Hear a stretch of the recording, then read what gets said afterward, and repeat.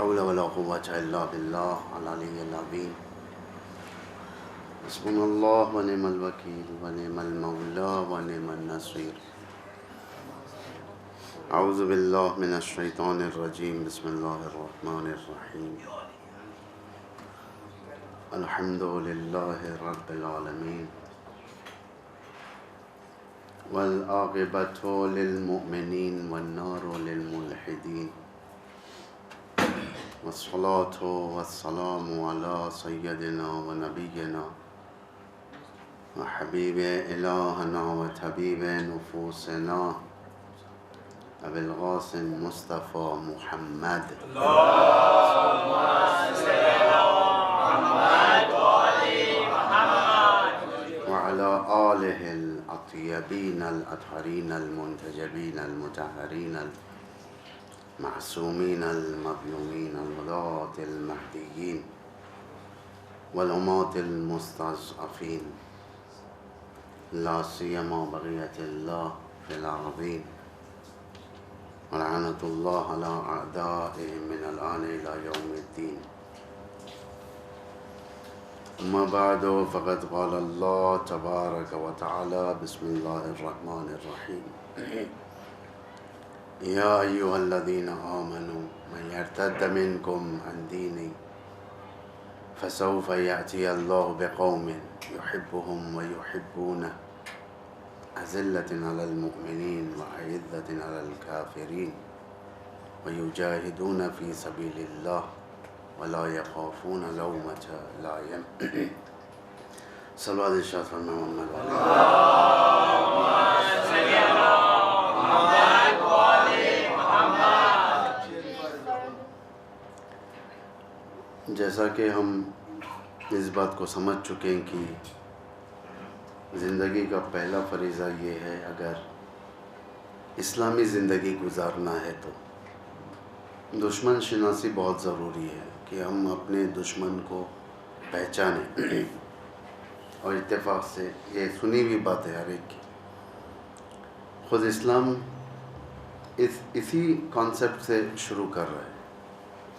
جو اسلام کا بیسک کلمہ ہے لا الہ الا اللہ، پہلے انکار ہے بعد میں اقرار ہے. پہلے انکار ہے طاغوت، جیسا کہ آپ آیت الکرسی، وہ چند آیتیں جو ہیں آیت الکرسی کے نیچے، اس میں آپ پڑھتے ہیں فَمَن يَكْفُرْ بِالطَّاغُوتِ وَيُؤْمِنْ بِاللَّهِ. جو پہلے کیا ہے، پروردگار نے بتایا کہ پہلے تم طاغوت کا انکار کرو. یہ بہت ضروری ہے. یہ پہلے دشمن سے جنگ کرو، دشمن کو پہچانو. وَمَن يَكْفُرْ بِالطَّاغُوتِ وَيُؤْمِنْ بِاللَّهِ، اس کے بعد اللہ کا ایمان. جب تک ہم دشمن کو نہیں پہچانیں گے تو ہمیں کیسے پتہ چلے گا کہ کہاں سے ہمیں دین آ رہا ہے. آج کے دور میں بالخصوص دشمن کی شناسائی بہت ضروری ہے، کیونکہ سب سے بڑے ضربے ہمیں جو ملے ہیں کٹ ملاؤں سے ملے. نصف علم یعنی آدھا علم جہل مطلق سے بدتر ہے. غلط انفارمیشن دینا لوگوں کو جہل مطلق سے بھی بدتر ہے. لوگوں کو سلانا جاہل زندگی گزارنے سے بدتر ہے. لوگوں کو سلانے سے مراد کیا ہے؟ قرآن آیا لوگوں کو بیدار کرنے کے لیے تاکہ لوگ نیند سے اٹھوں، زندگی کی غفلت کی نیند سے اٹھوں، زندگی کرو. قرآن اسی لیے آیا ہے. اگر قرآن ہم صرف ایک رسم کی کتاب رکھ لیں گے، ہمارا سونا کنفرم. امیر المؤمنین ارشاد فرماتے، نہج البلاغہ میں یہ خطبہ ہے، آپ کبھی اٹھا کر دیکھیں، بڑا انٹرسٹنگ. یأتی علی الناس زمان لا یبغی فیہ من الاسلام الا اسمہ. لوگوں پر ایک ایسا زمانہ آنے والا ہے اسلام صرف نام کا رہ جائے گا. جیسا فارم فل کرتے ہیں آپ، نیم so and so son of so and so, date of birth so and so, religion इस्लाम, यानी नाम का इस्लाम रह जाएगा सिर्फ। मुसलमान इतना अपने आप को अपने चेहरा बिगाड़ चुका होगा, यहूद और नसारा के साथ मुसलमान को ठहराया जाए तो तीनों के चेहरों में फ़र्क नहीं होगा, यानी फ़िक्र के लिहाज से, सिर्फ चेहरे के लिहाज से चेहरा बना लेना, दाढ़ी रख लेना, टोपी पहन लेना, मस्जिद चल जाना, नमाज पढ़ लेना वक्त पर, ये मेयार नहीं है। इस्लाम का मेयारी एजेंडा कुछ और है, ताकि तुम्हारे हर जुज़ से इस्लाम नजर आए, ताकि तुम उठो तो इस्लाम नजर आए, बैठो तो इस्लाम नजर आए, तुम्हारी हर प्रैक्टिस के अंदर इस्लाम। इस्लाम सिर्फ एक थियोलॉजी नहीं है, इस्लाम एक प्रैक्टिकल मजहब है। इस्लाम सिर्फ वीकेंड्स का दिन नहीं है, जैसा क्रिश्चियनिटी के अंदर वीकेंड्स में चर्च को जाते हैं संडे और अपने गुनाहों का इकरार करते हैं फिर नेक्स्ट संडे। इस्लाम में हर एक नए शुरू वक्त के वक्त तुम्हें अल्लाह के सामने हाजिरी देना है। फजर सुबह होती है, नया वक्त शुरू होता है, अल्लाह के सामने हाजिरी दो। ज़ोहर और असर के वक्त अल्लाह के सामने हाजिरी दो, मगरिब और इशा के वक्त अल्लाह के सामने हाजिरी दो। तुम टाइम टू टाइम जाकर अपना अटेंडेंस डाला करो, ये तुम्हारे रूटीन जॉब्स में से है ये। लेकिन तुम्हारा असल जो होगा वो उसूल दीन से होगा, जिसके अंदर तखलीद नहीं तहकीक है। उसूल दीन में आप तखलीद नहीं कर सकते, उसूल दीन में तहकीक करना है आपको। फिरोए दीन में तखलीद है, नमाज, रोज़ा, हज, ज़कात, क्या करना है, क़ज़ा होने के वक़्त क्या करना है, फलां के वक़्त क्या करना है। तो नॉलेज कंपलसरी है हमारे को ये सब चीज़ों के लिए। याती अलन्नास ज़मानुन ला यब्क़ा फ़ीहि मिनल इस्लाम इल्ला इस्मुहु व मिनल क़ुरआन इल्ला रस्मुहु। कुरान हिदायत की किताब है, रसूमात के हद तक रह जाएगी। रसूम मसलन बेटी के जहेज़ में देना कुरान, बेटी के जहेज़ में कुरान दिया जा रहा है, फिर वो कुरान जो रखा गया फिर उसकी बेटी के जहेज़ में जाएगा। सिलसिला ब सिलसिला, सीना ब सीना। कुरान इसके लिए नहीं है, ये एक्ट, ये रस्म अच्छी चीज़ है, कोई बुरी चीज़ नहीं है। ताकीद है इस्लाम में, तुम अपने महर में कुरान भी दो। कुरान इसलिए कि ताकि तुम जिंदगी करो उसके ज़रिए से, ना कि कुरान इसलिए कि तुम ले जाकर रख दो या दूसरे रसूमात, मसलन कुरान के नीचे से गुजरना सफ़र पे, मुसीबत के वक़्त कुरान खुलना, इस्तिखारे के लिए महदूद हो जाना कुरान, या कुरान के अंदर वही आयतों को हम मौलवियों से मांगेंगे जो हमारे रिज़्क़ और रोज़ी को बढ़ाने वाली आयतें होंगी। कुरान आखिर में बिजनेस बन जाएगा। ये एक आयत लिख कर दिया कि ये आयत पढ़ो, भाई ये सूरा फलां वक्त पढ़ो। अगर आप दुआओं की किताबें उठा के देखेंगे, हर दिन कोई ना कोई एक सूरा है, ये सूरा फलां दिन पढ़े तो ये बरकत, ये सूरा फलां, लोग यही तो चाह रहे हैं, ये दिन पढ़े तो ये बरकत, फलां दिन पढ़े तो ये बरकत। कभी ये तो नहीं चाहते, अक्सरियत खुदा खुद के अक्सरहुम ला याक़िलून, अक्सरियत साहिब अक़ल नहीं है, सोचती नहीं है। तुम इसकी जगह अगर रोज़ाना एक जुज़ पढ़ो, एक जुज़ बहुत ज़्यादा मैं बोल रहा हूँ, ये सिर्फ तिलावत के लिए, लेकिन एक आयत अगर समझ के पढ़ा जाए तो ज़िंदगी कुरान के साये के नीचे, और कुरान के साये के नीचे जब इंसान ज़िंदगी करता है उसे कभी भी मनहूसियत नहीं लगती। कठमुल्लाओं के पास जाने की ज़रूरत नहीं रहती, ये अमल लो, वो अमल लो, कुरान से ये अमल सीखो, जाने की ज़रूरत नहीं पड़ेगी। इसलिए कि जब इंसान खुद को आरास्ता कर लेगा कुरान से, उसके बाद उसकी ज़िंदगी बेहतरीन नूरानी ज़िंदगी होगी। कुरान रसूमात की हद तक हो गई। उसके बाद और एक बात इमाम ने फरमाई, ये काफ़ी एक सफ़े का खुतबा ही है इमाम का, खुतबा नहीं, कलमात ख़िसार में से है ये, लेकिन काफ़ी लंबा है ये। बाज़ لمبے احادیث یا خطبے کی شکل میں جو بھی ہیں. اس کے بعد فرمایا امام نے مساجدہم یومئذ عامرۃ من البناء وخراب من الہدى سکانها وعمارها شر اہل الارض. اس دور میں جو دور لوگوں پر آنے والا ہے، اس دور میں مسجدیں بڑی خوبصورت بنائی جائیں گی.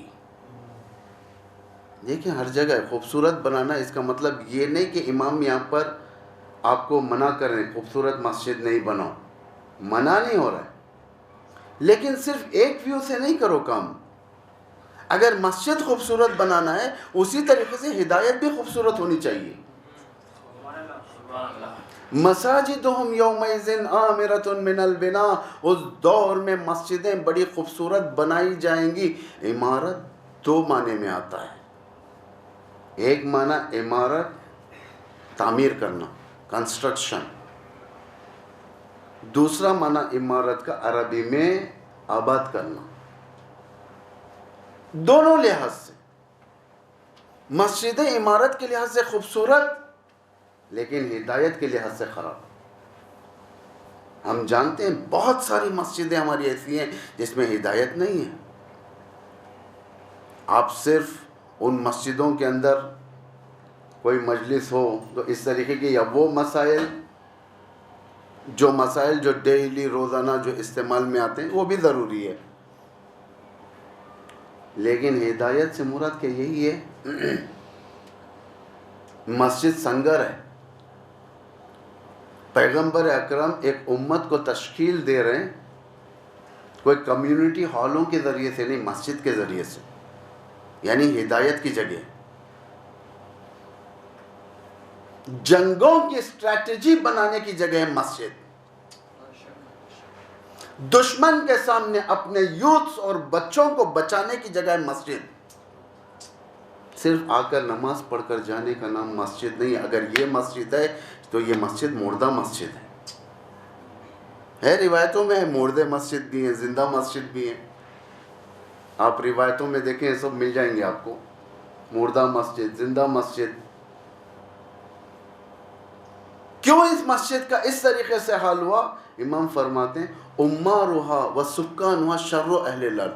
اس وقت ایڈمنسٹریٹو افیئرز میں آنے والے اور وہاں کی عمارت کرنے والے یعنی دخل دینے والے لوگ زمین کے بدترین لوگ ہوں گے جن سے دین سے کوئی رابطہ نہیں ہوگا. یہ میں جب بھی کہیں پر پڑھتا ہوں تو میں کہتا ہوں کہ جو ایڈمنسٹریٹو باڈیز میں جو لوگ رہتے ہیں یہ اپنے اوپر نہ لیں. اگر خدا نخواستہ کوئی کمی ہے تو دور کر لیں. اس کا مطلب یہ نہیں کہ ہم پڑھ کے ہم کسی کے اوپر جملہ چل رہے ہیں، ایسا نہیں ہے، لیکن زیادہ تر یہی ہے. اس وقت آپ جائیں بہت ساری مسجدیں آپ کو ملیں گی، آپ آزاد فعالیتیں نہیں کر سکتے. بعض عربی ممالک کو ہم کنڈم کرتے ہیں کہ فلاں جگہ یہ نہیں ہوتا، فلاں جگہ یہ نہیں ہوتا، فلاں جگہ یہ نہیں ہوتا. تم خود اپنے آپ کو کنڈم کرو. ہمارے پاس یہ چیزیں نہیں ہیں. جب وہ لوگ آزاد نہیں چھوڑ رہے تو ہم بھی آزاد نہیں چھوڑ رہے. یہاں پر علماء کی گدی یہ ہے کہ ہمارا عالم کوئی بات صحیح طریقے سے بول نہیں سکتا، یا اس پر خوف طاری کر دیا جاتا ہے، یا اسے بلیک لسٹڈ کر دیا جاتا ہے. آج کل تو نیا ڈائلاگ شروع ہو گیا ہے، شیعہ وہابی ہے. یہ اسے کیا ہوگا؟ شیعہ وہابی ہے. یہ احکام بتانے والا، لوگوں کو بیدار کرنے والا، اسے بلیک لسٹڈ کر دیا جاتا ہے. یہ شیعہ وہابی ہے. جس طریقے سے اہل سنت کے اندر آج کل بعض جگہوں پر ایسی مسجدیں ہیں کہ بریلی ایک فرقہ دوسرے فرقے کی مسجد میں نہیں آتا، اگر گیا تو مسجد کو دھویا جاتا ہے. 2-3 سال پہلے ایک بات ہوئی تھی، کسی نے کسی کا جنازہ پڑھا دیا تھا، دوسرے مفتی نے اٹھ کر کہہ دیا کہ سارے نماز جنازہ پڑھنے والوں کا نکاح باطل. یہ کیوں ہوا؟ یہ سب اس کے فتنے یہیں سے شروع ہوتے ہیں. ابھی فتنے شروع ہوئے. 15 سال پہلے تک بزرگ بہتر جانتے ہیں یہ مینٹیلٹی نہیں تھی قوم میں. 15 سال پہلے تک تھی نہیں تھی. سب شیعہ تھے. نہ النگ نہ پلنگ نہ اخباری نہ اخباری، کچھ نہیں. یہ اسی ڈکیٹ سے زور میں پکڑ لی ہے، یعنی کافی سختی کے ساتھ آگے بڑھی ہے. یعنی سوچوں کے پیچھے کس کا ہاتھ ہے. یہ سب ہمارے لیے عبرت کا مقام ہے. یہ تو امام فرماتے ہیں شر اہل الارض کہ وہاں پر دین میں مداخلت کرنے والے مسجدوں میں اور اسلامک آرگنائزیشنز میں اکثر، ہر ایک نہیں، اچھے بھی ہوتے ہیں، شر اہل الارض، یہ لوگ زمین کے اوپر اہل شر ہوں گے. یعنی وہی ایڈمنسٹریشن کریں گے جو اپنا دل چاہے گا، قرآنک ایڈمنسٹریشن نہیں چلے گا. جو دل چاہے گا وہی کریں گے، جو ہمارا انٹرسٹ ہوگا وہی انجام دیں گے. یہ نہیں کہ پبلک انٹرسٹ نہیں دیکھیں گے، قرآن کا انٹرسٹ نہیں دیکھیں گے، ہم لوگ اپنے مرضی سے چلیں گے. اس کا سیلیوشن کیا ہے؟ دشمن نے کیا کیا تھا اس دور میں؟ میں نے کہا تھا پہلے ہی، دشمن کی دشمنی ایک طریقے کی چل رہی ہے لیکن ٹیکٹکس ڈیفرنٹ ہیں. اس وقت زہر دیتے تھے، اسیسینیٹ کرتے تھے، بعد میں تلوار آئی اور اس کے بعد گن، اس کے بعد طریقے بدلنے لگے. یعنی طریقہ بدلا لیکن نوعیت ایک ہی ہے، نوعیت بدلی لیکن کام ایک ہی ہے. پہلی چیز حذف علی، علی کو حذف کرو، یعنی ڈیلیٹ کر دو علی کو. کل میں نے بتا دیا کہ کس طریقے سے امام علی نے آپریشن کیا اور اس ناجائز حرکت کو دشمن کی خنثی کر دیا. اور اس کے بعد تحریف قرآن، دوسرا ایجنڈا. تیسرا ایجنڈا سنت کو ختم کرو. چوتھا ایجنڈا فرہنگ کو ختم کرو. اب اس کے اوپر بات کریں. تحریف قرآن سمپل، بہت سمپل ہے. دشمن نے چاہا کہ پہلے لفظی تحریف کریں. لفظی تحریف یعنی الفاظ کو بدل دینا. جو کہا جاتا ہے ہمارے پاس توریت تحریف ہو چکی، انجیل تحریف ہو چکی، لفظی تحریف نہیں ہوئی کوئی بھی کتابیں، ویسے ہی ہیں، لیکن مفاہیم تحریف ہو چکے. یعنی پیغمبر کے بارے میں جو نازل ہوا تھا وہ اٹھا کر کسی اور نبی کے بارے میں بیان کر دیا گیا. اس طریقے سے مینیپولیٹ کیا گیا. اسی طریقے سے قرآن کو بھی چاہا کہ تحریف کر دیں، لیکن قرآن کو تحریف کا ایجنڈا جو دشمن کا تھا وہ لفظی تحریف بھی تھا. لفظی تحریف کا جس وقت یہ ایجنڈا پکنا شروع ہو گیا اس وقت امام علی حرکت میں آ گئے. کسی نے خبر لی کہ دیکھو علی آج کل کیا کر رہے ہیں، کیونکہ ظاہر بات ہے وہ مسئلہ مشکل ترین مسئلہ تھا جو حل ہو گیا، شہزادی نے حل کروایا تھا. اس کے بعد دشمن کو کھوج شروع ہو گئی، کیا کر رہے ہیں. لوگ جاتے تھے بہانے سے ملتے تھے، یا علی آج کل آپ کیا کر رہے ہیں؟ امام فرماتے دیکھو قرآن جمع کر رہا ہوں. 23 سال جو نازل ہوا قرآن، آیتیں نازل ہوئی تھیں. یہ سورے کے نام کے ساتھ کبھی سورے نازل نہیں ہوئے. جو آپ دیکھ رہے ہیں سورہ فاتحہ، سورہ بقرہ، سورہ آل عمران، سورہ مائدہ، سورہ یوسف، یہ سب جتنے نام ہیں یہ نام کے ساتھ اللہ نازل نہیں کیا. تجریداً اور دفعتاً جب نازل ہوئے تو سورے نازل ہوئے صرف، اور اس کے اوپر بہت بڑی بحث تھی، لیکن یہ بحث الحمدللہ ختم ہوئی. سورے کا نام بعد میں دیا گیا، یعنی کوئی امپورٹنٹ اگر اس کے اندر سورے کے اندر کوئی پیغام ہے پروردگار کی طرف سے، اس کے مطابق کا نام دیا گیا بعد میں. الحمد کو فاتحۃ الکتاب. سورہ بقرہ کو اس لیے کہ اس سورے کے اندر گائے کے بارے میں کچھ زیادہ ہی ڈسکشن ہے، اس لیے اس نام سے دیا گیا. کاظم کربلائی نام کا ایک شخص تھا ایران میں، یہ تقریباً 4 ڈیکیڈ پہلے کی بات ہے یا 5 ڈیکیڈ پہلے کی بات. کاظم کربلائی ان پڑھ آدمی جسے پڑھنا لکھنا بالکل نہیں آتا تھا، لیکن قرآن سے بہت انس تھا اسے. قرآن کی محفلوں میں جاتا تھا، بیٹھتا تھا، قرآن سنا کرتا تھا. اگر کوئی نہیں ملتا تھا تو وہ خود قرآن لے کر کھول کر بیٹھ جاتا تھا.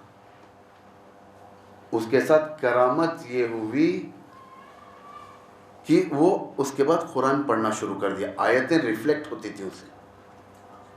مثلا دعائے کمیل میں ابتدا سے اسے جب ایگزام کیا گیا، دعائے کمیل کی ابتدا سے لے کر آخر تک سارا پیج پلٹتا رہا، ایک لفظ سمجھ میں نہیں آیا، لیکن وہاں جہاں پر قرآن کی آیت ہے افمن کان مؤمنا کمن کان فاسقا لا یستوون، وہ ریفلیکٹ ہوتی تھی اس سے. یہ آیت ہے. کتابوں کے درمیان جو الفاظ ہوتے تھے قرآن کی آیتیں اسے ریفلیکٹ ہوتے تھے. آیت اللہ بروجردی کے پاس لے جایا گیا اسے.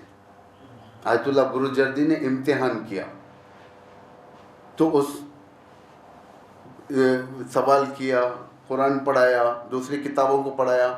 جب دوسری کتابیں سامنے آتی تو کچھ نہیں پڑھ سکتا تھا، لیکن قرآن دقیق، اچھی طریقے سے، اچھے لین سے. تو خود بات عراق کے ایک مجتہد، میرے خیال سے آیت اللہ محسن الحکیم یا کوئی مجتہد تھے، وہاں پر گئی تو انہوں نے بھی دعوت دیا. کاظم کربلائی وہاں پر گئے. اس وقت دو تین چیزیں علماء نے کلیئر کی اس شخص کے ذریعے سے. پہلی چیز یہ اڑا دیا گیا تھا جامع میں، جو قرآن اب چل رہا ہے وہ قرآن ہمارا قرآن نہیں ہے نا. اصل قرآن امام زمانہ کے پاس ہے، وہ قرآن نہیں ہے جو ہم پڑھ رہے ہیں، وہ قرآن نہیں. یہ بات اڑائی گئی تھی. تو انہوں نے سوچا یہ بہترین موقع ہے جاننے کے لیے. اسے کہا کہ سورہ بقرہ پڑھو. اسے سمجھ میں نہیں آیا کیا بول رہے ہیں آپ، یہ کیا ہوتا ہے یہ؟ ہاں، نام نہیں. الف لام میم ذالک الکتاب لا ریب فیہ. اچھا یہ سورہ پڑھنا ہے. الف لام میم ذالک الکتاب لا ریب فیہ ھدی للمتقین. یہ پورے سورے پڑھنے لگا. سورہ یوسف پڑھو، اسے سمجھ میں نہیں آتا سورہ یوسف کیا ہے. الف لام را، یہاں سے شروع. اچھا یہ سورہ، یہ پڑھنا شروع کرتے تھے. ایک بات یہ کلیئر ہوئی کہ وہ دور میں جو قرآن کے بارے میں اشتباہات ڈالے گئے، یہ اور قرآن علی کا اور قرآن نہیں، قرآن ایک ہی ہے. قرآن بالکل نہیں بدلا. دوسرا یہ دشمنوں نے بات ڈالی کہ 40 پارے تھے، 10 پارے حذف کر دیے گئے. یعنی 10 پاروں میں علی کا نام تھا، علی کے فضائل تھے، ہٹا دیے گئے تھے تاکہ اختلافات نہ ہو. تو یہ بھی غلط بات ہے. قرآن اتفاقاً یہی ہے. یعنی یہ سب سائنس ہے ہمارے لیے. بہت ساری چیزیں وہاں سے نمودار ہوئی. یعنی یہ سب کریکشنز ہیں. حذف قرآن نہیں کر سکتے. جب دیکھا کہ علی قرآن کی جماوری میں ہے تو دشمن نے کہا کہ چھوڑ دو، اس ایجنڈے کو ڈراپ کر دو. دوسرا ایجنڈا دشمن کا فیلئر رہا، حذف قرآن. صرف ایک چیز میں کامیاب ہوئے لوگ. شام وغیرہ میں تفسیر نہیں ہو سکتی قرآن کی تفسیر. شام میں صرف آیتوں کی تلاوت. اس طریقے سے بہت سارے نمونے آپ کو ملیں گے. لوگوں کو معلوم نہیں تھا کہ آخر قرآن کہنا کیا چاہتا ہے، صرف تلاوت کرتے تھے یہ لوگ. جنگ جب بنی امیہ اور بنی عباس کے درمیان جب جنگ ہوئی، بنی عباس ایک نعرے کے ذریعے سے اٹھے تھے. ان کا سلوگن یہ تھا الرضا من آل محمد. یعنی ہم جو اٹھ رہے ہیں آل محمد کے لیے اٹھ رہے ہیں. جب یہ لوگ جا کر بنی امیہ کے لوگوں کو مارتے تھے، تم نے اہل بیت کو کیوں ستایا، کیا بکواس کر رہے ہو، ہم تو اہل بیت کے چاہنے والے تھے اور زہر بھی دیا. ان کی نگاہ میں اہل بیت کون تھے؟ لوگ پریشان ہو گئے تھے، آخر یہ کیا کہنا چاہتے ہیں یہ لوگ. جب ان سے دقیق پوچھا گیا تو انہوں نے کہا کہ اہل بیت وہی تو اہل بیت رسول اللہ، جس میں معاویہ ابن ابی سفیان، یزید اور یزید کے بچے، یہ سب یہی تو اہل بیت ہیں. یعنی اتنا غلط گائیڈ کیا گیا تھا وہاں پر کہ اہل بیت کو، بنی امیہ کو اہل بیت سمجھتے تھے لوگ. ان لوگوں کے لیے جائز نہیں تھا تفسیر قرآن. آج بھی ہمارے اسلام میں فرقے ہیں جو اس طریقے کے تفاسیر نہیں کر سکتے. وہ لوگ کافی، شیعہ مذہب آزاد مذہب ہے. پیغمبر کے بعد حکومتوں نے جب قلم کے اوپر پابندی لگائی، اس پابندی کو دوبارہ کھولنے والے امام باقر تھے.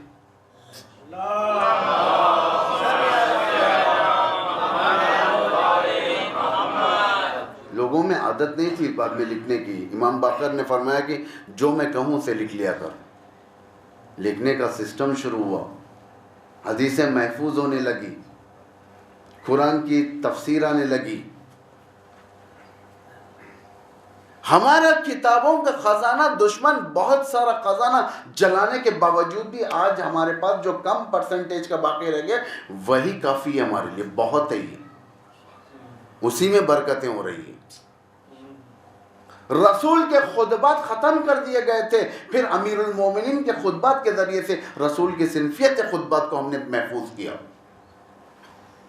ورنہ نہیں تھی ہمارے پاس. نہیں, آج عالم اسلام میں خلفائے راشدین کے کوئی خطبے نہیں ہیں, نہ خلیفہ اول کے ہیں, نہ خلیفہ دوم کے, نہ خلیفہ سوم کے ہیں, صرف خلیفہ چہارم کے باقی ہیں. نہج البلاغہ ایک حصہ ہے, اس کے علاوہ بہت سارے ہیں جملات, میزان کو غرر الحکم کے اندر بہت سارے ٹریجر ہم نے بچایا. علمی خزانہ شیعت نے بچایا, قرآن کو تحریف ہوتے ہوئے بچا لیا. یہ شارٹ تھا قرآن کے بارے میں. اب کیا تھا؟ سنت کو ختم کرو. کافی رسول کی سنت واضح سنت تھی, اس دور میں رسول نے بہت کام کیا. اس دور میں ایک شہر چلانے کے لیے آپ کو کتنی چیزوں کی ضرورت ہے لیڈرشپ کے علاوہ. یہ سی ایم, پرائم منسٹر یا منسٹرز, کونسل آف منسٹرز, ان سے ہٹ کے اگر آپ دیکھیں گے شہر چلانے کے لیے آپ کو پولیس کی ضرورت ہے, کارپوریشن کی ضرورت ہے, بلدیہ جسے کہا جاتا ہے, نگر پالیکا ہے نا, نگر پالیکا کی ضرورت ہے ایڈمنسٹریٹ کرنے کے لیے. سڑکوں کا مسئلہ ہے, ٹریفک رولز ریگولیشنز, بہت ساری چیزیں کیا اس دور میں نہیں تھی؟ یہ سب چیزیں ایک پیغمبر کی سنت تھی. مدینے میں پولیس نہیں تھی, پیغمبر کی سنت. خود لوگ والنٹیئرز ہوا کرتے تھے وہاں پر, کرائم ریٹ کو کنٹرول کرنے کی کوشش کرتے تھے. تھوڑا سا ذرا دھکا ہو جائے ایک دوسرے کو, لوگ وہاں پر مداخلت کرتے تھے. سنتیں حفظ ہونے لگیں. جو حدیثیں آپ کو ملیں گی, بہت ساری حدیثیں پیغمبر کے بارے میں, اگر کچرا اٹھا کر کچرا دور کریں گے گھر سے تو یہ برکتیں ہوں گی, فلاں فلاں فلاں فلاں. یہ سب پیغمبر نے اس وقت شہر کی نظافت جہالت سے نکال کر قوم کو ایک نور, ایک سسٹم دینے کے لیے بیان کر رہے تھے. سسٹم دینے کے لیے ایک ایسا شہر, ایک آرگنائزڈ مدینہ فاضلہ, گریٹر مدینہ, ایک بڑا شہر جو نیچرل کنٹرول تھا, جس کے اندر بیماریاں کم تھی. گریس سے ڈاکٹر آیا تھا امپلائمنٹ کے واسطے, مدینہ گریس سے. اسے معلوم ہوا کہ مدینہ ایک شہر ہے جہاں پر کوئی ڈاکٹر نہیں ہے. یہ کیلکولیٹ کیا اپنے ذہن میں, ڈاکٹر نہیں ہے اس کا مطلب اگر میں جاؤں تو میرا بزنس اچھا ہے. گریس سے آیا تھا, لیکن ایک پیشنٹ بھی نہیں اس کے پاس. منافقین گئے, جا کر کہنے لگے کہ تیرے پاس زندگی بھر کوئی پیشنٹ آنے والا نہیں ہے. بھائی کیوں نہیں آنے والا ہے؟ اس لیے کہ پیغمبر نے منع کیا ہے کہ جب تک مسلمان ڈاکٹر ہو نان مسلم ڈاکٹر کے پاس نہیں جانا. شوق ہو گیا اس سے. میں تو سنتا تھا محمد انسانیت کا نعرہ لے کر اٹھے, یہ کیسا تعصب ہے یہ. اس نے ارادہ کیا کہ میں خود جاؤں گا, جا کر سوال کروں گا. پیغمبر کے پاس ہے, آ کر کہنے لگا آپ پیغمبر ہیں اللہ کی طرف سے, میں بھی ایک انسان ہوں, روزی کے لیے آیا ہوں. اگر آپ کو نہیں چاہیے تھا تو مجھے کہہ دیتے, میں چلے جاتا. لیکن میرے پیٹھ پیچھے لوگوں کو آپ نے یہ کیوں کہا کہ نان مسلم ڈاکٹرز کے پاس نہیں جاؤ جب تک مسلمان ڈاکٹرز ہمارے پاس. پیغمبر نے فرمایا کہ میں نے اس قسم کی گفتگو کسی سے نہیں کی. یعنی لاجک ہے, پیغمبر نہیں کر سکتا یہ سب باتیں. ایسے جھوٹی روایتیں جو ہوتی ہیں اس کو ثبت جب کر لی جاتی ہیں, جب زمانہ بڑھ جاتا ہے تو ہمارے سامنے بھی ایسے ہی جھوٹ کو اگر بار بار بار بار تکرار کیا جائے, ایک دن وہ جھوٹ بھی سچ نظر آنے لگتا ہے. جھوٹی حدیثوں کا اتفاق سے یہی ہے ایک مشکل بڑی پڑی ہمارے اوپر. یعنی اس طریقے کی حدیثیں اب نادان لوگ ان حدیثوں کو دیکھ کر کہنے لگے ہاں ہمارے قوم میں ڈاکٹرز ہیں، نان مسلمس کے پاس نہیں جانا چاہیے. غلط باتیں ہیں سب، یہ غلط باتیں. پیغمبر نے انکار کیا، کہا کہ میں نے ایسا کہا ہی نہیں. پھر اس نے کہا کہ پھر میرے پاس پیشنٹس کیوں نہیں آتے؟ کہا کہ میں نے ایسی تربیت کی ہے کہ مریض تجھے کم ملیں گے. میں نے کہا جب تک بھوک نہ لگے کھانا نہ کھاؤ، اور جب بھوک لگے اتنا کھانا کھاؤ کہ تھوڑا باقی رہ جائے جگہ. یعنی یہ سب سنی ہوئی باتیں، یہ سب سنتیں چلنے لگی. جب تک سنت رائج تھی قوم کے اندر، شہر کے اندر، فیملی کے اندر کوئی عیوب نہیں تھے. جب سنتیں ختم ہو گئی عیب ظاہر ہونا شروع ہو جاتے ہیں. یہ سب سے بڑا اٹیک تھا، سنت کو ختم کرو. یہ سنت. اب کیا ہے چوتھا ایجنڈا؟ یہاں پہ بھی فیلئر رہے لوگ، لیکن بہت کچھ انہوں نے ڈسٹروائے کیا، ڈیمیجز بہت ہوئے اس دور میں. لیکن چوتھا ایجنڈا بہت مہم اور کافی بحث کے لائق کا ایجنڈا. یہ چوتھا ایجنڈا یہود کا یہ تھا کہ اسلام سے کلچر کو ختم کرو. کلچر ایک امپورٹنٹ رول ادا کرتا ہے ہر مذہب میں. ہر مذہب کا کلچر ہوتا ہے. کلچر یعنی فرہنگ. شیعت کا کلچر تھا، انگریزوں کا کلچر، برٹش کا کلچر، ہندوستان کے اندر کئی قوموں کا کلچر بہت افیکٹ کرتا ہے. اگر ایک انسان سے اس کا کلچر لے لیا جائے پھر وہ انسان ختم ہو جاتا ہے. کلچر سے مراد کیا ہے ہماری نگاہ میں، جوان بچوں کی نگاہ میں کلچر سے مراد کیا ہے؟ کلچر سے مراد یہ ہے کہ کپڑے پہننے کا طریقہ. کلچر سے مراد یہ ہے کہ کھانا کھانے کا طریقہ. کلچر سے مراد یہ ہے کہ رہن سہن کا طریقہ. بعض کہیں گے کہ کھانا کھانا چمچے سے کھانا نہیں کھانا. بھائی اس دور میں ہاتھ سے کھاتے تھے، چمچہ نہیں تھا، ایکسیپٹڈ. اس دور میں زمین پر بیٹھ کر کھاتے تھے، ڈائننگ ٹیبل نہیں تھا. اس دور میں حصیروں پر ہوتا تھا کام، صوفے نہیں تھے. سارا کلچر بدل گیا. ذہنوں میں یہی ہے. ہم جو اس وقت جو کلچر استعمال کر رہے ہیں، آیا یہ کلچر ہمارے لیے صحیح ہے نہیں ہے؟ انگریزی کلچر ہے یا نہیں ہے؟ کیا اس کے ذریعے سے ہم زندگی کر سکتے ہیں نہیں کر سکتے؟ ان چیزوں کے اوپر اسلام زیادہ گفتگو نہیں کرتا. اسلام کہتا ہے انفیکٹ تم زمانے کے لحاظ سے چلو، تم زمانے کے لحاظ سے آگے بڑھو. اگر زمانہ ایک اچھی گاڑی تمہارے پاس دیکھنا چاہ رہے تم اچھی گاڑی لو، اگر استطاعت ہے تو اچھی زندگی رکھو. اسلام اس کے اوپر کبھی آبجیکٹ نہیں کرتا. اسلام فضول خرچی پر آبجیکشن کرتا ہے. یعنی 19 روپیہ کمائی 25 روپیہ خرچ، اس کے اوپر آبجیکشن کرتا ہے. انسان جب اپنے چادر سے باہر پیر نکال لیتا ہے پیسوں کے معاملے میں، ان چیزوں کے معاملے میں، اس وقت پیسہ اضافہ کرنے کے لیے شارٹ کٹ تعویذیں مانگتا ہے. امام فرماتے ہیں قناعت وہ سرمایہ ہے جو کبھی ختم نہیں ہوتا. تمہارے پاس جتنا پیسہ ہے اسی کے اوپر اکتفا کرو، یہی تمہارے لیے سب سے بڑی دولت مندی ہے. نہج البلاغہ میں یہ بھی القناعۃ مال لا ينفض. قناعت وہ مال ہے جو کبھی ختم نہیں ہوتا انسان سے. بھائی میری سیلری ہے 15,000 اور میں لینے چلا 50,000 کا فون، کہاں سے برکت ہوں گی؟ یہاں تو نہ تعویذ اثر کریں گے، نہ امام زمانہ کا نام اثر کرے گا، کچھ بھی نہیں اثر کرتا یہاں پر. تم اگر کنٹرول کرو گے اپنے آپ کو، تعویذ کی ضرورت نہیں، خود تمہارا کنٹرول تمہارے لیے بس ہے. جو کریں آپ لوگ یہ سب باتیں فرہنگ کی ایک جز کی باتیں، لیکن اصل فرہنگ کیا ہے ہمارے پاس؟ دو چیزیں تھیں جسے دشمن نے اس کے اوپر اٹیک کرنا شروع کیا. اصل فرہنگ لقمہ حلال، لقمہ حلال، اور دو شہوانی مسائل، شہوتی مسائل، جنسی مسائل. یہ دو امپورٹنٹ ایسے آبجیکٹس ہیں دشمن کے، اس کے اوپر حملہ کرو، اسلام میں مسلمان کی نسل خود بخود ختم ہو جائے گی. خدائی زندگی لے لو، یعنی خدا کے راہ میں جو زندگی ہے اس کو لے لو, یہ خدائی زندگی نہ دو.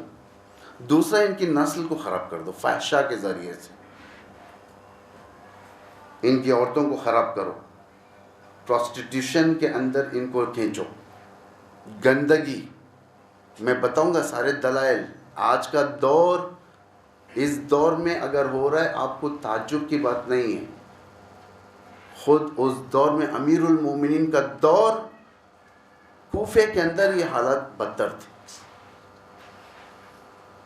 آئیں اس دو چیزوں کے اوپر ہم ڈسکس کریں, اور یہ فائنل ڈسکشن آج اور کل, اسی کے اوپر کل ہم اکتفا کریں گے, ختم.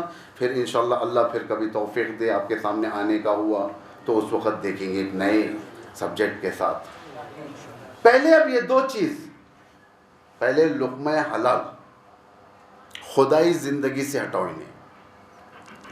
خدائی زندگی سے ہٹنا لوگوں کا ایک جنریشن کے اندر ہو گیا, پورا ختم ایک جنریشن میں. یعنی کبھی کبھار آپریشن جب شروع ہوتا ہے کوئی کام کا بگاڑنے کا یا بنانے کا, کبھی اس کو بدلنے کے لیے ٹائم لگتا ہے, 2 جنریشن 3 جنریشن. لیکن پیغمبر کے جنریشن میں جب اٹھا الہی کام, خود وہی لوگ جلد سے جلد نیچے آ گئے. یعنی ان کا سارا دین ڈسٹرب ہو گیا. آئیں جنگیں, ایک جنگ کرنا اس کا کتنا ہزینہ ہوتا ہے, خرچ کتنا ہوتا ہے ایک جنگ کے لیے. آج کے دور کے لوگ اچھی طریقے سے جانتے ہیں ملٹری آپریشنز کوئی معمولی آپریشنز نہیں.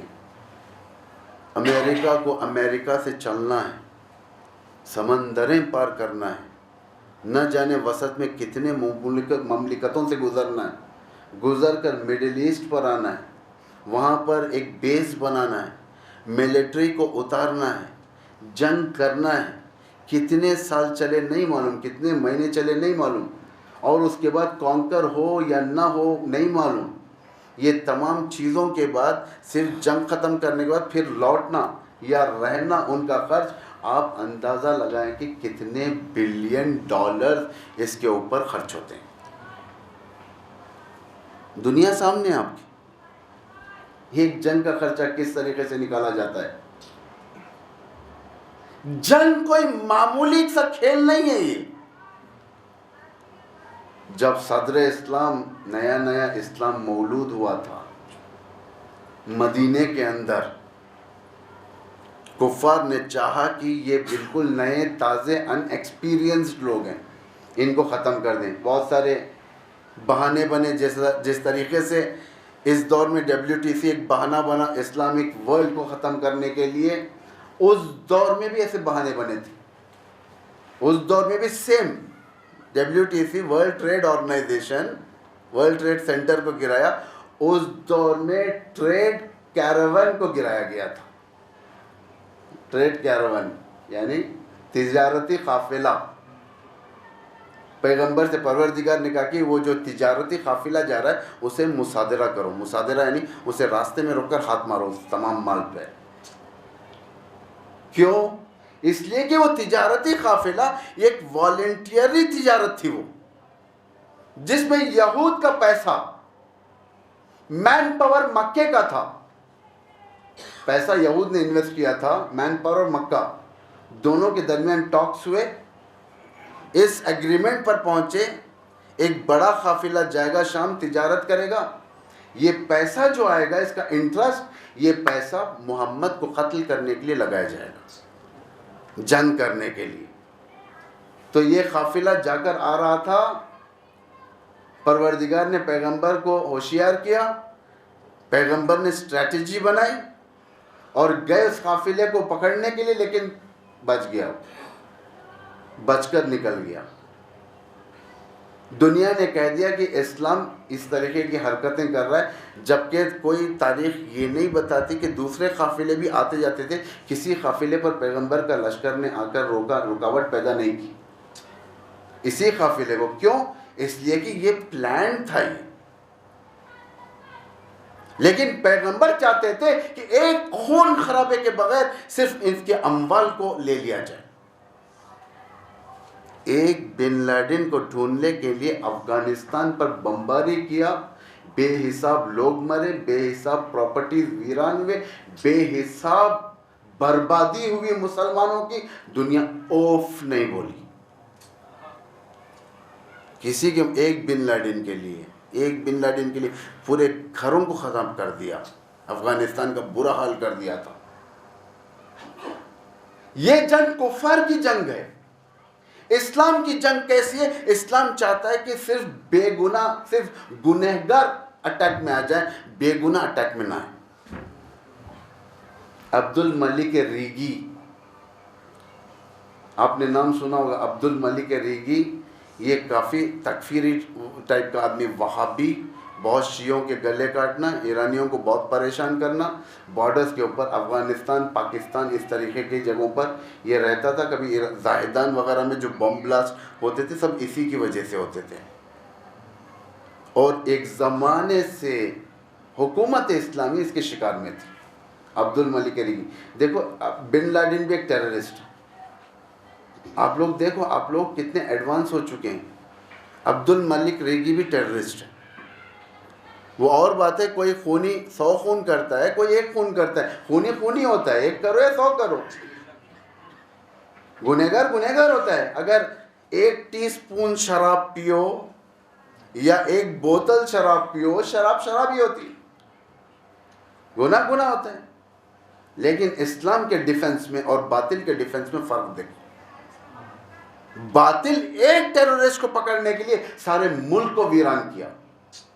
حق جب ایک ٹیررسٹ کو پکڑتا ہے کس طریقے سے پکڑا؟ عبد الملک ریگی پر ٹریکنگ، پاکستان سے فلاں وقت سے نکلا، افغانستان میں گھسا، کابل میں آیا، فلاں ٹائم کی فلائٹ پکڑا، دبئی میں گیا، دبئی سے قرغیزستان جانا تھا، قرغیزستان میں شام کے 4 بجے امریکن ڈیلیگیشن سے ملاقات کرنا تھا. ایرانین شیعہ ٹریک کر رہے تھے، سلمان فارسی کی قوم اس بات کو ٹریک کر رہی تھی. دبئی سے پلین اٹھا، ایران کی فضاؤں سے گزرا، ان لوگوں نے فائٹر جیٹ بھیجے، پلین کو سیفلی لینڈ کروایا، لوگوں کو اتارا، ہال میں رکھا، ان کو گفٹ دے کر چلا. عبد الملک ریگی کو پکڑا، نہ ایک خون بہا، نہ ایک گولی چلی، نہ ایک بم اڑا، لیکن اسے پھانسی کے پھندے پر لٹکا دیا. اسے کہتے ہیں ٹریک کر کر دشمن کو پکڑنا. یہ اسلام.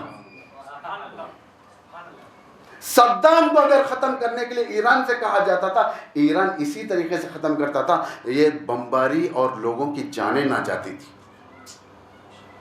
اور کریں، یہ سب وہی کر سکتے ہیں جو حق کے راستے پر. ساری دنیا سینکشنز لگا رہی ہے شیعت کے اوپر. امام حسین کا جملہ یاد کریں آپ، مجھ جیسے یزید جیسے کی بیعت نہیں کر سکتا. امام حسین پر پانی اور کھانے کے سینکشنز لگے تھے، آج بھی یہی سینکشنز حسینیت پر لگ رہے ہیں. لیکن اسی بھوک میں، اسی پیاس میں حسینیت نے اپنے آپ کو اتنا ڈیولپ کیا، سوفسٹیکیٹڈ ڈرون امریکہ کا زمین پر اتار لیا، اور بغیر نقصان کے. ورنہ ان لوگوں کی ٹیکنالوجی اتنی بھاری تھی کہ ڈرون کسی کے ہاتھ میں صحیح و سالم نہ ہے. یہ شیعہ بیدار ہوا شیعہ ہی ہے. تو ہندوستان کے شیعہ کو بھی ایسا بیدار ہونا چاہیے. آپ یہ نہیں سمجھو کہ سب شیعہ آ گئے تو سب ایک ہی کیٹیگری میں آ گئے. جو شعر کہا جاتا ہے ایک ہی صف میں آ گئے شیخ و ایاز، نہ کوئی بندہ رانا بندہ نواز. صف میں ایک آ سکتے ہیں لیکن ایمان میں ایک نہیں آ سکتے. کسی کا 1 درجے پر ایمان، کسی کا 2 درجے پر، کسی کا 8 پہ، کسی کا 10 پر. ایمان فرق ہے. انڈیا کی شیعت پاکستان کی شیعت سے فرق ہے، پاکستان کی شیعت ایران کی شیعت سے فرق ہے، ایران کی شیعت حزب اللہ کی شیعت سے فرق ہے. یعنی شیعت میں ڈویژن سے باقاعدہ فرق ہے ایمان کے لحاظ سے. اس عظیم منزل تک پہنچنے کے لیے ہمیں پریکٹس چاہیے. غور کریں آپ لوگ، یہ سب باتیں دل بہلانے کی باتیں نہیں ہیں، یہ سب باتیں عبرت کی باتیں ہیں. کہ ہمیں کرنا کیا چاہیے. ہم لوگ آج آرام سے اگر بیٹھے ہوئے تو ہمارا پروٹیکٹ کرنے والا ایک ہے یہاں پر دنیا کے اندر جو جنگ کر رہا ہے باطل سے. آج ہم آرام سے بیٹھ کر جو گفتگو کرتے ہیں دنیا کے حالات پر، اس بل بوتے پہ کہ ہمارے پاس ایک حکومت ہے. بتاؤ کتنی حکومتیں دنیا کے اندر اسلام کے نام پر، اسلامک ریپبلک پاکستان، سعودی عرب، قطر، ترکی، جو اپنے بچوں کے سامنے سینہ تانتے ہیں، اسرائیل کے سامنے جھک جاتے ہیں۔ بنی امیہ کی حکومتیں ہیں۔ جب یہ بنی امیہ کی حکومتیں ہیں تو علی کی ایک ولایت کافی ہے ان کو شکست دینے کے لیے۔ جو فرمائیں آپ لوگ، تو دشمن جنگیں ہوتی تھی اس دور میں، پیغمبر کرتے تھے جنگیں، ہزینہ پیسہ چاہیے جنگ کو، پیسہ آئے کہاں سے؟ لیکن جنگیں پیغمبر کی اٹھا کر آپ دیکھیں، گورنمنٹ کے بجٹ سے، گورنمنٹ کے خزانے سے ایک درہم بھی جنگوں پر خرچ نہیں ہوا۔ کیوں؟ جنگیں اللہ کے لیے تھی، لوگ جہاد کے لیے جاتے تھے، پیغمبر صرف انہیں آنر کرتے تھے، کہیں پیسہ نہیں ہوا۔ آپ یہ نہ سمجھے کہ گورنمنٹ آف مدینہ سینکشن کر لیے اتنا بجٹ، اتنے ہزار دینار، اتنے لاکھ درہم جنگ کے لیے، جنگ بدر کے لیے اتنا بجٹ، جنگ احد کے لیے اتنا بجٹ، کوئی جھوٹی سے جھوٹی تاریخ میں نہیں ہے، کیونکہ مسلمان اس وقت فقیر تھا۔ جنگ بدر میں تلوار کم تھے، باورچی خانے کے چاقواں لے کر گئے تھے لوگ جنگ کرنے کے لیے۔ یعنی ون ٹائم، میں کیا بتاؤں، چھوڑ دیں، بعد میں دوسرا ایشو ہو جائے گا۔ وہ ایک ایسا اسلحہ جو بالکل میوہ کاٹنے والا اسلحہ، مرغی کا گردن کاٹنے والا اسلحہ، ابو جہل کا گردن کاٹنے کے لیے لے کر گئے۔ یہ ان کے اندر ریسزم تھی اس وقت، دشمن کے اندر، وہ لوگ بجٹ بہت لے کر آئے تھے۔ ابو جہل سرغنہ تھا اس کا، یعنی بالکل دوسروں کے سامنے جھکنا نہیں چاہتا تھا۔ آپ لوگوں کے پاس ٹائم تو ہے؟ ایک صلوات پڑھ دیں محمد والے محمد۔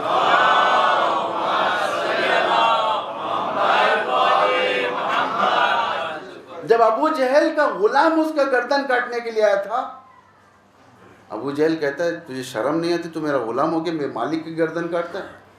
کہا کہ آپ بھی تمہارے کو نوابیت لگی ہوئی ہے، پھر مرنے جا رہے ہو تم۔ ابو جہل نے کہا اچھا ایک کام کرو، گردن کاٹنا ہی ہے، سب کی گردن یہاں سے کٹتے، تم مجھے یہاں سے کاٹو۔ غلام پریشان ہو گیا، یہاں سے کیوں کاٹو؟ اس لیے کہ مرنے کے بعد جب سب کی گردنیں رکھی جائے گی، میری گردن ذرا اونچی ہو۔ جہالت اتنی تھی ان لوگوں میں۔ پیغمبر اسلام ان سے جنگ کر رہے تھے، لیکن فری لوگ آئے، والنٹیئرز بنے، ریولوشنری گارڈ بنے لوگ اس وقت جنگ کرنے کے لیے۔ ان کو ہوپ تھا اللہ پر، پیغمبر انہیں آنر کرتے تھے، تشویق کرتے تھے، فرماتے تھے واہ واہ، ایک شہید ہوا تھا فرماتے تھے یہ راہ خدا میں مرنے والا شہید۔ جہاں پر یہ فرمایا، بعض جگہوں پر پیغمبر نے دوسرا بھی کہا، یہ گدھے کے راستے میں مرنے والا شہید۔ یعنی ہر کوئی اللہ کے لیے نہیں، بعض اگر جاتے تھے دنیا داری کے لیے جاتے تھے۔ مثلا گئے میدان جنگ میں، فلاں کا گدھا پسند آیا، اس نے سوچا کہ میں اس کے مالک کو مار کر ایک گدھا میں لے لوں گا، خود جا کے مر گئے۔ پیغمبر نے فرمایا گدھے کے راستے میں مارا۔ یہ اللہ کے راستے میں مرنے والے زیادہ تھے، واقعاً زیادہ تھے۔ جنگ بدر کی جیت اللہ کے راہ میں، جبکہ اسلام کے پاس کچھ نہیں تھا، دیکھیں اللہ نے مدد کا وعدہ کیا ہے۔ اگر تم دنیا کے اندر ہو اور دیکھ رہے ہر جگہ خرافات ہے، تم اکیلے ہو تو اللہ خود بخود تمہاری مدد کرے گا۔ یہ نہیں کہ اللہ حال پر چھوڑ دے گا، لوگ ماریں گے جائیں گے، ایسا نہیں ہے۔ اللہ نے وعدہ کیا ہے مدد کا، اور کیا ہے، کیا اس دور میں نہیں کیا؟ مومنین کے ہاتھ پہ مدد نہیں ہوئی؟ 2006 کی جنگ جو حزب اللہ و اسرائیل کی تھی، کیا وہاں پر اللہ کی مدد نہیں دیکھی گئی؟ آج جو ریٹیلیشن ہے یہود کا، حسن نصر اللہ جو ریٹیلیٹ کرتے، کیا یہ اللہ کی مدد نہیں ہے؟ 8 سال کی جنگ جو ایران نے کی ساری دنیا سے، جبکہ یہ ابھی مبتدی تھے، سٹارٹنگ پوزیشن میں تھے، گولی چلانے کا طریقہ نہیں تھا۔ 8 سال کی جنگ بڑے بڑے پاورز کے سامنے، کیا اللہ نے مدد نہیں کی؟ یہ قاعدے کلیہ ہے. یہ جو شخص اللہ کے لیے اٹھے گا اللہ اس کی مدد کی ذمہ داری لے رہا ہے. مالک اشتر سے کیا کہا امیر المومنین نے اس خط کے اندر جو مالک اشتر کو دے کے بھیجا تھا؟ مالک یاد رکھو جو بھی کام کرو اللہ کے لیے کرو، تمہارے ہاتھ کے ذریعے سے، تمہاری زبان کے ذریعے سے اللہ کے لیے کرو. اگر تم اللہ کے لیے کرو گے تمہارا گارڈین اللہ بن جائے گا. اس سے بڑھ کے کیا چاہیے؟ امام علی فرماتے ساری دنیا میری مخالف ہو جائے، صرف ایک اللہ میرے ساتھ ہے، مجھے لیے کافی ہے. ایک خطبہ امام کا انس کے بارے میں، محبت کے بارے میں، خدائی محبت کہ پروردگار سے کیسے لو لگایا جاتا ہے. یہ طریقے ہیں. جنگ میں پیسے خرچ ہوتے تھے، یہاں پر اسلام میں خرچ نہیں ہوتے تھے، اللہ کے نام پہ جاتے تھے لوگ. لیکن یہ جو چڑھاؤ تھا، یہ اللہ کا اخلاص کا جو چڑھاؤ تھا، یہ جلدی اتار کی طرف آ گیا. یعنی بالکل شارٹ ڈسٹنس کی پرواز تھی، بکرے کی پرواز، پرندے کی پرواز نہیں تھی مسلمانوں کی. بکرا اڑتا ہے تو کتنا اڑتا ہے؟ ایک سٹیپ اڑتا ہے نیچے اتر جاتا ہے، ویسی پرواز تھی. یہی لوگ جو جنگوں میں جا کر لڑا کرتے تھے، یہی لوگ جو نمازوں کو قضا نہیں کرتے تھے، یہی لوگ جو جنگوں میں ٹھہرتے تھے، اول وقت جنگ چھوڑ کر نماز کو ٹھہر جاتے تھے، یہ لوگ نوبت یہ آئی علی کی خلافت سے پہلے ان کی نوبت یہ آئی نماز دیر سے پڑھنا تو دور کے بعد ان کی نمازیں قضا ہونے لگی. یعنی اللہیت چھین لیا گیا. دشمن نے دیکھا کہ یہ قوم کیا کرے، اس قوم سے چھینو، پہلے وہ چیز چھینو جو ان کو ثابت قدم رکھ رہی ہے. آج کا ایجنڈا دشمن نے چاہا کہ ان سے قرآن چھینو، حج چھینو، مکہ چھینو، خانہ کعبہ چھینو، نام چھینو، عزاداری چھینو، ولایت فقیہ چھینو. تین ہیں، قرآن، حج اور نام محمد. یہ آل مسلم سے رب، پورے مسلمانوں سے، چاہے وہ شیعہ ہو چاہے سنی ہو.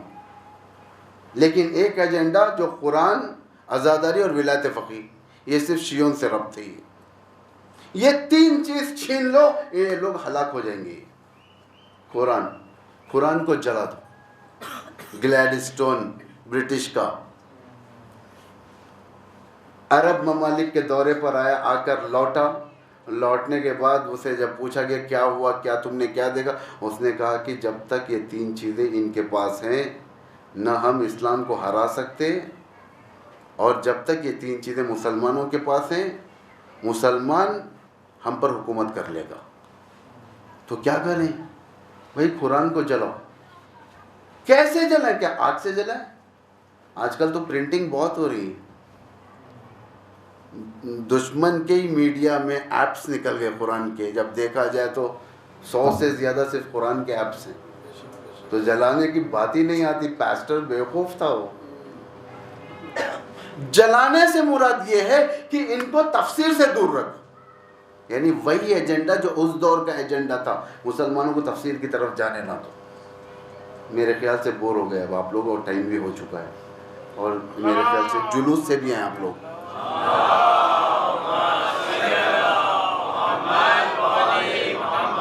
تو میں تھوڑی دیر میں اس کو کمپلیٹ کر دیتا ہوں مصائب انشاءاللہ. اس کے بعد کل ہم پوری طور سے اس سبجیکٹ کو ختم کریں گے. ایک صلوات پھر پڑھے محمد والا.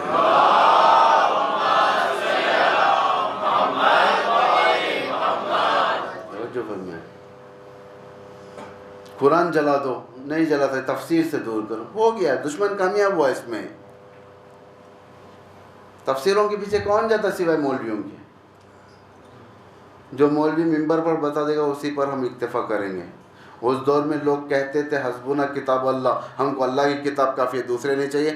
آج کے دور میں کہتے ہیں حسبنا مولوی کافی ہے ہمارے لیے، دوسری چیز نہیں چاہیے ہمیں.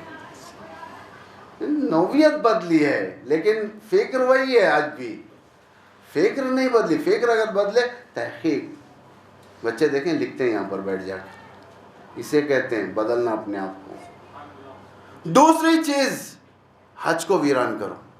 حج کو ویران کرو. کیا کریں حج کو ویران کرنے کے لیے؟ حج ایک سیاسی عبادی ہے. حج کا اگر کانسیپٹ دیکھا جائے تو بہت گہرا کانسیپٹ ہے یہ. اور حج ایک ایسا مقام ہے جہاں پر دنیا پر رول کیا جاتا ہے. اسی لیے مینا میں برات مشرکین شروع کیا ایرانیوں نے کہ یہ حج مردہ حج نہ بنے، زندہ حج بنے. ہم لوگ جو جاتے ہیں یہاں سے وہ مردے حج پہ جاتے ہیں. زندہ حج آج تک انڈیا سے کسی نے نہیں کیا. یہ ثواب ملے گا لیکن زندہ حج نہیں ہے. زندہ حج یہ ہے کہ حج کا پلیٹ فارم صحیح یوٹیلائز ہو. وہ آج یوٹیلائز نہیں ہو سک رہا ہے ہمارے لیے. دشمن کے ہاتھ میں ایک حج کو ویران کرو. حج کو صرف ایک ٹور بنا دو کہ وہ جائیں مدینے میں اتریں، احرام بنے، صرف چکر کاٹیں، صفا مروہ کا چکر لگائیں، پھر اس کے بعد کھجور، آب زمزم، یہ سب چیزیں لے کر آ جائیں. جبکہ اللہ نے قرآن میں بیان کیا ہے حج کے اندر لوگوں کے لیے ایک عظیم نفع رکھا ہے. پروفٹ، بڑا پروفٹ، معنوی اور مادی دونوں، بشرطی کہ اس چینل کے تھرو جائیں. جب وہ چینل شروع ہوا تو ان ملونوں نے شیعوں پر گولیاں چلانا شروع کر دی 80s میں. لیکن اب الحمدللہ کون کامیاب ہوا؟ ہمیں کامیاب ہوا. یہاں پہ بھی برات از مشرکین ہوتا ہے وہاں پر. آج کے دشمن پر نعرے لگائے جاتے ہیں. کیوں نعرے لگائے جاتے ہیں؟ یہ امام جعفر صادق علیہ السلام کی سیرت ہے.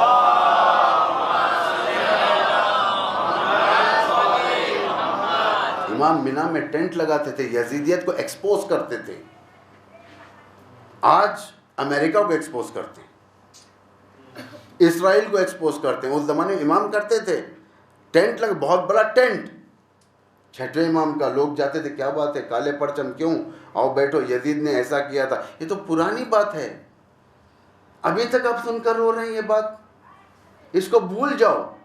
امام نے فرمایا جس طریقے سے امت نے غدیر کو بلایا ہے، ہم نہیں چاہتے کربلا بلا دی جائے. یعنی مینا کا پلیٹ فارم ایک ایسا پلیٹ فارم ہے جو زندہ دین کو زندہ کر دیتا ہے، یعنی مردہ دین کو زندہ کر دیتا ہے. ہم لوگ کیا کرتے ہیں، جاتے ہیں مینا میں قربانی، عرفے میں دعا پڑھتے ہیں، اس کے بعد تھوڑے بہت تبرکات لے کر آ جاتے ہیں. اور ہم سے کہہ دیا جاتا ہے کہ بھائی فلاں جگہ نہیں جاؤ ورنہ تمہارے پاسپورٹ پہ سیل لگ جائے گا. یہ کیا ڈر ہے؟ یہ لگ جائے تو لگ جائے، مردہ حج سے گھر میں بیٹھنا اچھا ہے. امام جب ظہور کریں گے اس وقت زندہ حج کر لیں گے ہم. میں یہ نہیں کرتا، خدا نہ خواستہ آپ لوگ بھی نہ کرو، لیکن دیکھو فیکٹس دیکھو. آپ لوگ کب تک ہم اپنی آنکھ بند کر لیں گے، آنکھ مچونی اپنے آپ سے کیسے کھیلیں گے؟ فیکٹس بھی ہیں. حج کو ویران کرو، پھر نام محمد کو ہٹاؤ. محمد جتنا آباد ہوگا، کیونکہ محمد وہ نام ہے جو دنیا کے ہر کونے میں ہر سیکنڈ لیا جاتا ہے. جب تک یہ بلیک لسٹڈ نہیں ہوگا، محمد، علی، حسن، حسین، یہ سب بلیک لسٹڈ، یعنی ریڈ باکس میں ڈال کے رکھ دو. ایئرپورٹ پہ اترتے محمد، اچھا چلو سائڈ میں آؤ، انکوائری کرنا ہے، ذرا بیٹھیں، آپ سے بات کرنا ہے. بھائی کیوں بات کرنا چاہ رہے ہیں؟ کیا غلطی ہے؟ انسان ہے، تیرے پاس آیا، ابھی تو اس کے پاس کچھ نہیں، کیا جاننا چاہ رہے تھے؟ یہ سب ایک پلاننگ، تاکہ اتنا ٹارچر کرو، اتنا ٹارچر کرو کہ یہ نام حذف ہو جائے. یہ دشمن چاہ رہا ہے، نادان دوست بھی اسی طریقے سے چاہتے ہیں. مولانا یہ نام بہت پرانے ہو چکے ہیں، کچھ نیا نام دو بچوں کے لیے، اچھا نام، خوبصورت سا نیا نام، الگ، چینج. حسن حسین نے چینج. امام حسین نے اپنے بچوں کا نام علی رکھا پورے، اس لیے کہ اس وقت کا سسٹم ان ناموں کو ختم کرنا چاہتا تھا. حسن کو، حسین کو، علی کے نام کو ختم کرنا چاہتا تھا. امام حسین ہر بیٹے کا نام علی رکھتے. معاویہ کیا کر رہا تھا؟ سسٹم ختم کر رہا تھا نام علی کا. امام فرماتے ہیں اچھا علی کا نام ختم ہو رہا ہے، میں علی کا نام ہی رکھوں گا. علی اکبر، علی اصغر، علی اوسط. آج دشمن چاہتے ہیں محمد کا نام ختم کرے، فاطمہ کا نام ختم کرے، حسن کا نام ختم کرے، علی کا نام ختم کرے. آپ اپنے بچوں کو یہی نام رکھیں.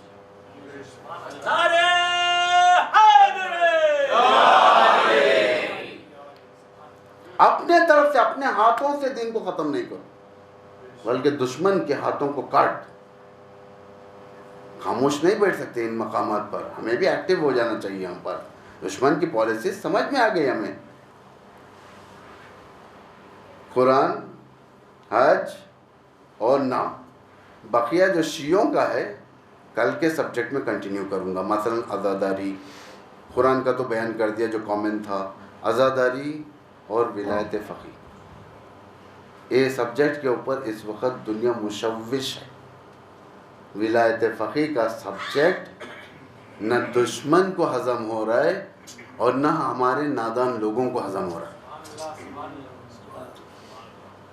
اتنی دشمنی جو اس مرجع تقلید سے ہوئی ہے آیت اللہ خامنئی سے، اتنی دشمنی جو اس پرٹیکولر مرجع تقلید سے ہوئی ہے، غیبت کبریٰ سے آج تک کسی مرجع تقلید سے نہیں ہوئی. تو سوچو کہ کتنا بڑا مظلوم اس وقت رہبر ہے ہمارا یہ، جس سے دشمنی دشمنوں نے بھی کی، جسے دشمنی حاسدوں نے بھی کی، جسے بعض منبروں نے خیانت کی، لوگوں نے زبانوں کو بند کیا، بند ہی نہیں کیا الزام بھی لگایا. مجھے نہیں معلوم یہ لوگ امام زمانہ کے سامنے کیا صورت لے کر جائیں گے. عزیزو، یہ مسئلے کو میں کل بیان کروں گا. آج مصائب، شہزادی کونین کے ایام ہے. یہ سب جملہ غور کریں، باپ اور بیٹی کا ایک جملہ ہے. رسول فرماتے ہیں کہ مجھ جیسا جو جتنا میں ستایا گیا ہوں کوئی نبی اتنا نہیں ستایا گیا ہے. یہ رسول کا جملہ ہے. یہ فاطمہ زہرا کہتی ہے مجھ پر جو مصائب کے پہاڑ ٹوٹے، اگر روز روشن پر ٹوٹ جاتے تو روز رات میں تبدیل ہو جاتی. لیکن باپ اور بیٹی میں فرق ہے. باپ 23 سال کے مصائب بیان فرما رہا ہے، 23 سال جو مصیبتیں پڑی، لیکن یہ ساری کی ساری 23 سال کی مصیبتیں صرف 75 دن میں فاطمہ پر پڑ گئی. 75 دن میں پڑ گئی فاطمہ پر. عزیزو، میں نے کہا تھا اس شہزادی کے مصائب مجھ سے نہیں پڑھے جاتے. یہ کافی دقیق مصائب ہے. یہ احساس کا منزل ہے. یہ احساس کرو بس کافی ہے. اللہ اکبر. ایک شہزادی کہہ رہی ہے کہ یہ مصائب جو مجھ پر پڑے اگر روز روشن پر پڑتے تو یہ راتوں میں تبدیل ہو جاتی. تو سوچو یہ کیسے مصائب تھے. ٹوٹی ہوئی پھسلیاں تھی، شہادت محسن تھی، شوہر کے گلے میں رسند، چھوٹے چھوٹے بچوں کے آنکھوں میں آنسو. زینب ٹھہر کر دیکھ رہی ہے، ہائے زینب چھوٹی معصوم. یہ کیسی مصیبت کا وقت ہے. اللہ اکبر. یہ فاطمہ زہرا جو آخری اوقات گزار رہی تھی، جب دنیا سے اٹھی تو چھوٹے چھوٹے بچے اپنی ماں کے جنازے کے پاس رونا چاہتے ہیں، لیکن ان کی آوازوں کے اوپر صدائیں بلند نہیں ہوتی. جب ماں مر جائے بیٹی کیسے روتی ہے؟ ماں مر جائے، ماں کی محبت نزدیک بیٹیاں ہوتی ہیں بہت زیادہ. جب بیٹی روتی ہے تو اسے جگر چاہیے رونے کے لیے، اسے وقت چاہیے، اسے باقاعدہ ماں کے جنازے کے پر اس کا دل ہلکا کرنا چاہیے. لیکن فاطمہ کی بیٹیاں زینب و ام کلثوم بازو میں بیٹھی ہوئی ہیں. امام فرماتے ہیں بیٹی ذرا دھیرے سے رو. زینب کہاں اپنا رونا روکے گی. ایک ماں کے جنازے پر روکا، پھر اس کے بعد کربلا سے روکا، پھر کہیں رو نہ سکی زینب. اب ایک مقام پر زینب جب مدینے آئی، اپنے گھر میں آئی، اپنے بچوں کے بستر کے پاس آئی، ہائے وہ زینب کا گریہ شروع ہوا. زینب اب رونے لگی اور سارا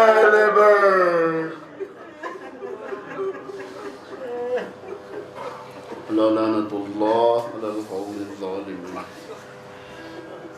سیعلم الذین ظلموا.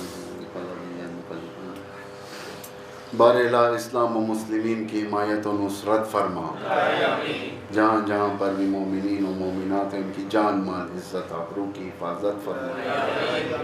بارہلا دشمنان اسلام بالخصوص داعش، النصرہ، بوکو حرام، طالبان، القاعدہ، پروردگار ان جیسے تمام نجس تنظیموں کو نیست و نابود فرما۔ بارہلا علماء اعلام، مراجع تقلید، بالخصوص ولی امر مسلمین حضرت آیت اللہ خامنہئی کو طول عمر عطا فرما۔ پروردگارہ منتقم خون حسین امام زمان ارواحنا لہ الفدا کے ظہور میں تعجیل فرما، ہم سب کو ان کے اعوان و انصار میں قرار فرما۔